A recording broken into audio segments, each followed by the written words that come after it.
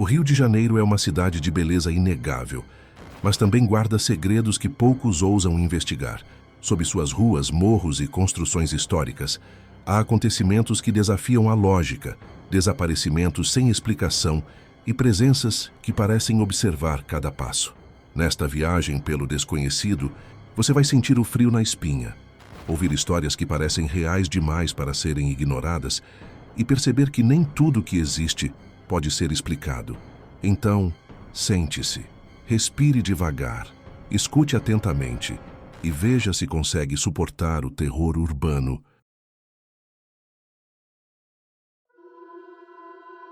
O mistério das máscaras de chumbo. Na tarde de 20 de agosto de 1966, um jovem chamado Jorge da Costa Ferreira caminhava pelo Morro do Vintém, em Niterói, quando se deparou com algo incomum no meio da vegetação. Entre o mato fechado, dois corpos jaziam lado a lado, cuidadosamente deitados, como se tivessem se preparado para aquele destino. Eles usavam ternos alinhados, capas impermeáveis, e ao lado deles estavam duas estranhas máscaras feitas de chumbo, cortadas de forma artesanal. O jovem correu para avisar a polícia, que ao chegar ao local, se surpreendeu ainda mais.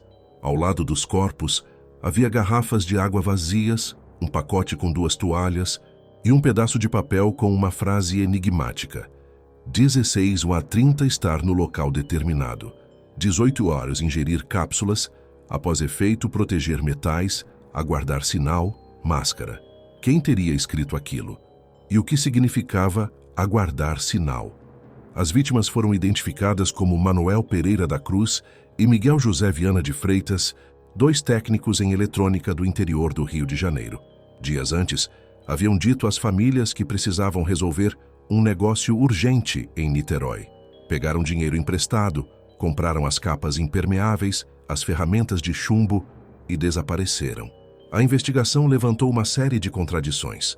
O exame cadavérico, por exemplo, não foi conduzido de forma completa. Apesar de terem encontrado órgãos internos em bom estado, não foi feita a análise de substâncias tóxicas no fígado, o que poderia confirmar ou descartar a ingestão de veneno ou drogas.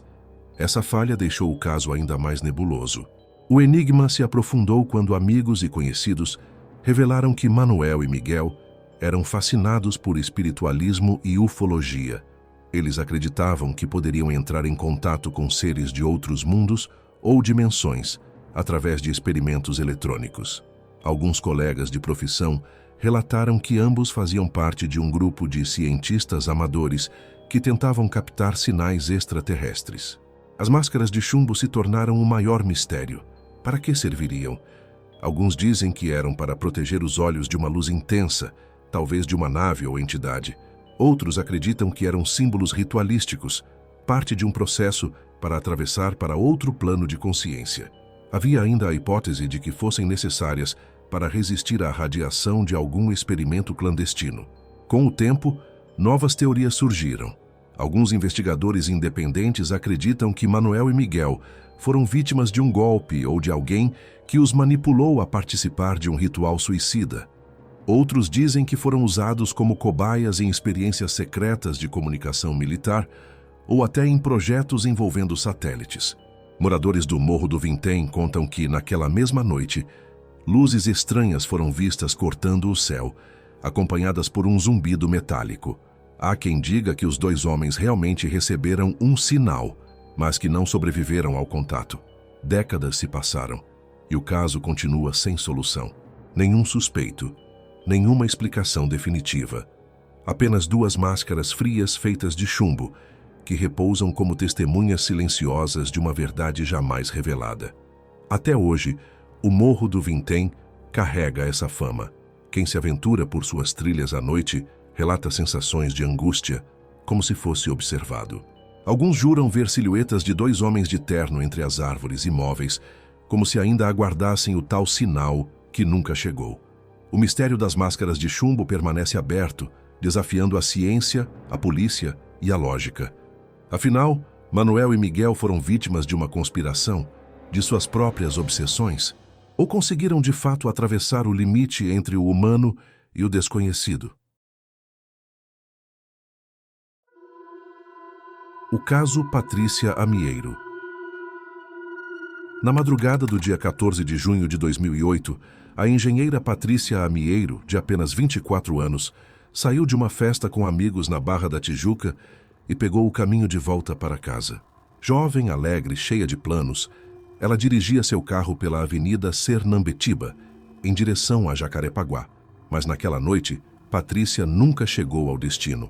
Dias depois, seu carro foi encontrado abandonado nas margens da Lagoa da Tijuca. O veículo estava amassado, com marcas de tiro, e parecia ter sido empurrado em direção à água. Mas algo não batia. Patrícia não estava dentro do carro. Nenhum corpo, nenhuma pista clara, apenas o silêncio da lagoa refletindo as luzes da cidade. A investigação começou a apontar para uma trama obscura. 4 policiais militares foram acusados de envolvimento no desaparecimento. Segundo testemunhas, eles teriam interceptado o carro de Patrícia em uma blitz irregular, confundindo a jovem com criminosos. Houve troca de tiros, mas ao perceberem o erro, os policiais teriam tentado encobrir o crime, ocultando o corpo e forjando a cena do acidente. Os PMs negaram, mas a perícia revelou detalhes perturbadores. Marcas de projéteis no carro, vidros quebrados e a clara tentativa de empurrar o veículo para dentro da lagoa, como se fosse um acidente comum. Ainda assim, o corpo de Patrícia jamais foi encontrado. A ausência de provas concretas deixou brechas.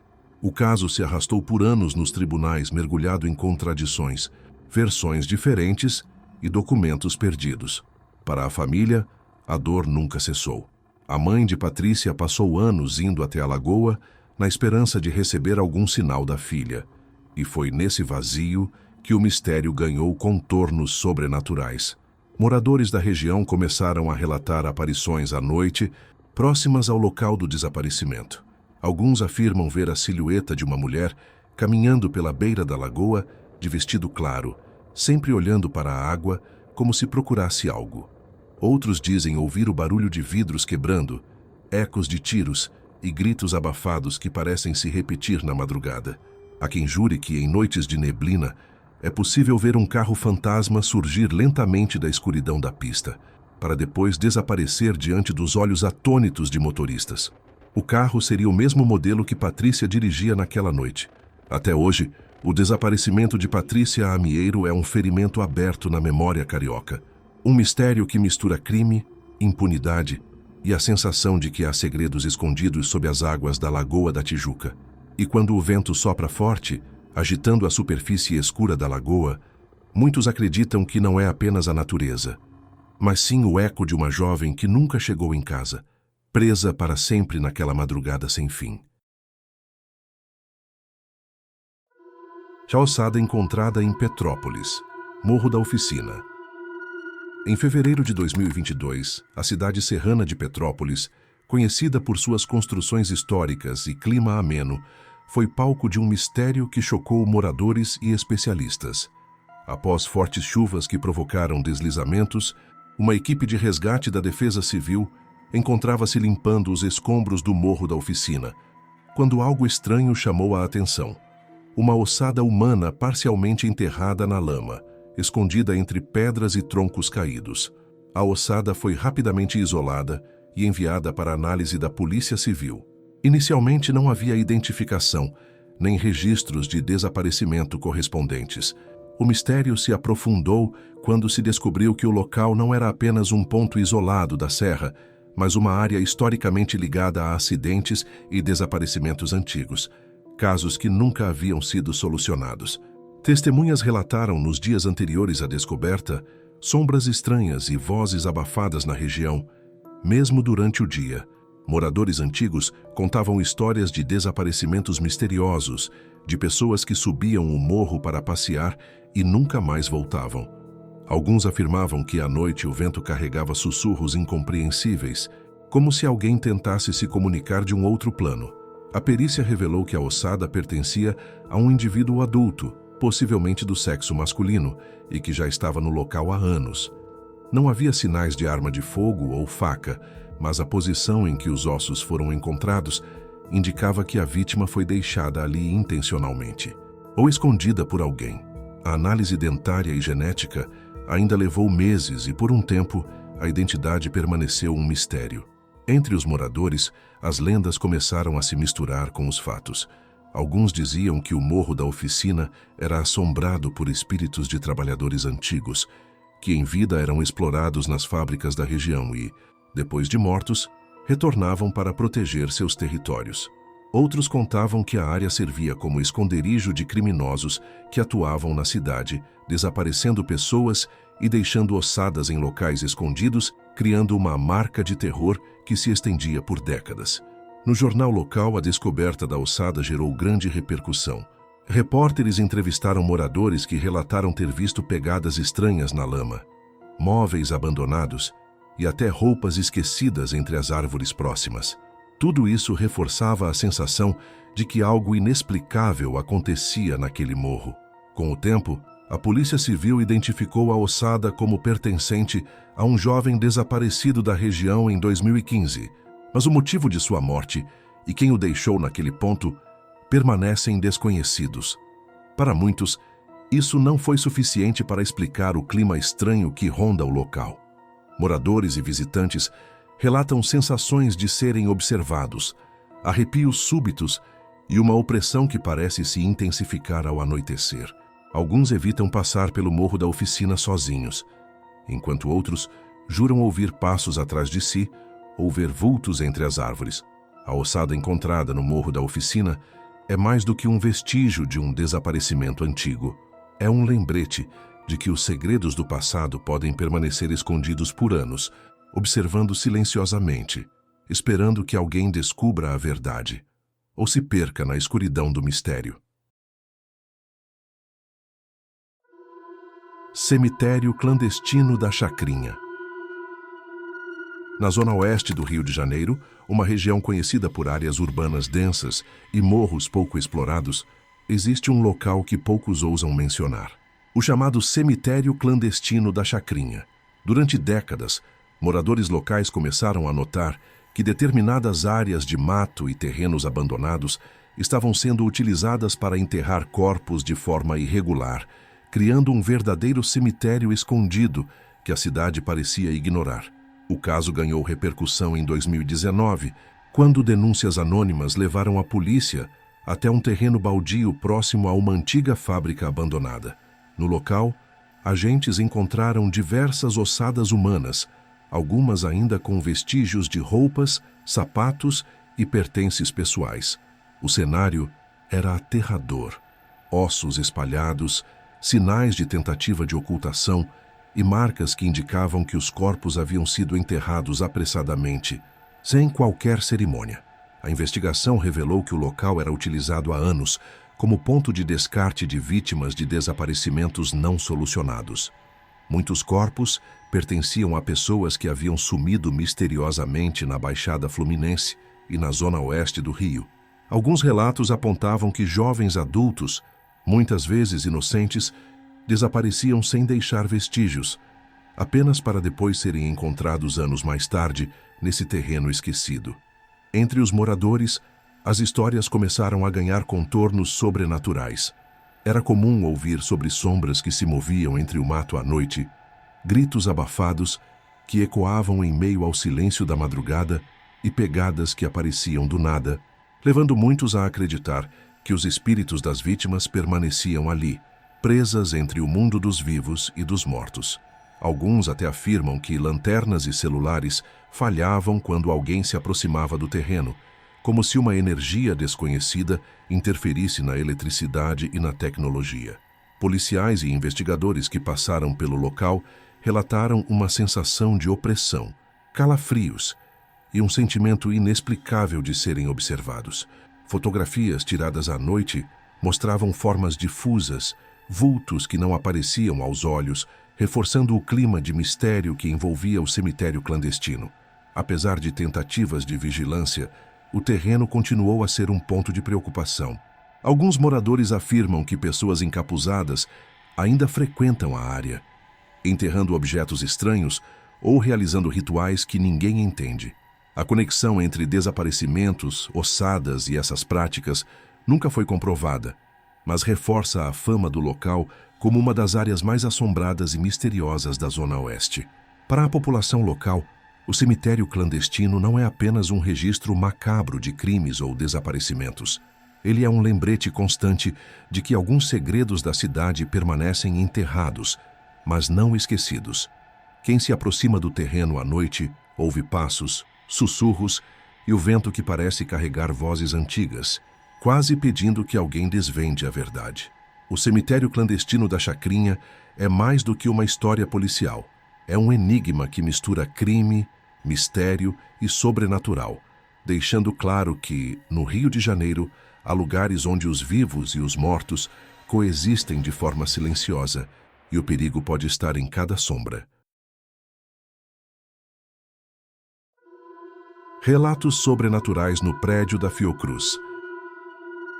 No bairro de Manguinhos, zona norte do Rio de Janeiro, encontra-se o histórico complexo da Fiocruz, uma das instituições científicas mais importantes do Brasil, conhecida mundialmente por suas pesquisas em saúde pública.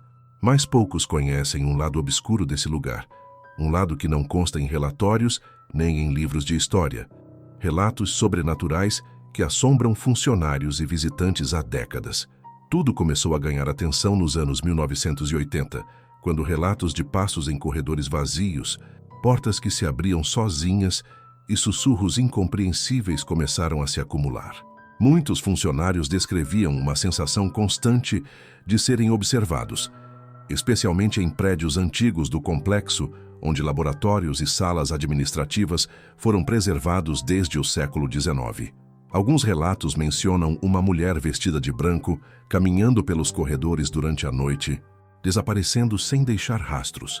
Outros descrevem vultos nas escadas, sombras que se movem rapidamente e aparelhos eletrônicos que falham misteriosamente quando alguém se aproxima desses locais. O mistério se intensificou quando trabalhadores do setor de arquivos começaram a relatar objetos desaparecendo e reaparecendo em locais improváveis, muitas vezes acompanhados de odores estranhos, como de remédios antigos ou compostos químicos fortes, mesmo em salas sem uso. Segundo antigos funcionários, o clima do prédio muda de repente. Portas que rangem sozinhas, janelas que se abrem sem vento e arrepios inexplicáveis em corredores vazios. Pesquisadores e historiadores apontam que a Fiocruz foi construída sobre áreas que já abrigavam antigas casas coloniais e terrenos usados para sepultamentos, embora sem registros oficiais. Para muitos, isso explicaria a persistência de energias ou espíritos ligados ao passado do local. Há relatos de encontros próximos com o inexplicável. Pessoas que juram ter sentido mãos frias no ombro, ou ouvido sussurros que se transformam em gritos antes de desaparecerem.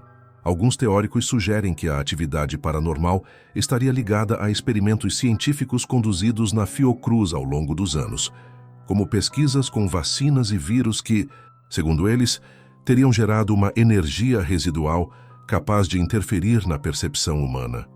Outros acreditam que espíritos antigos permanecem ligados ao edifício, incapazes de descansar, observando silenciosamente cada passo daqueles que se aventuram pelo prédio. A instituição nunca reconheceu oficialmente tais ocorrências, mas relatos de visitantes e funcionários continuam surgindo. Alguns investigadores paranormais que visitaram o prédio registraram ondas de calor repentinas, equipamentos que desligam sozinhos e gravações de vozes estranhas, reforçando a lenda de que algo incomum habita o local. Hoje, a Fiocruz não é apenas um símbolo científico do Rio de Janeiro. Para quem conhece as histórias não registradas nos arquivos, ela também é um palco de mistério e do sobrenatural. Um lugar onde ciência, história e lenda se misturam, deixando claro que nem tudo que existe pode ser explicado pela lógica humana.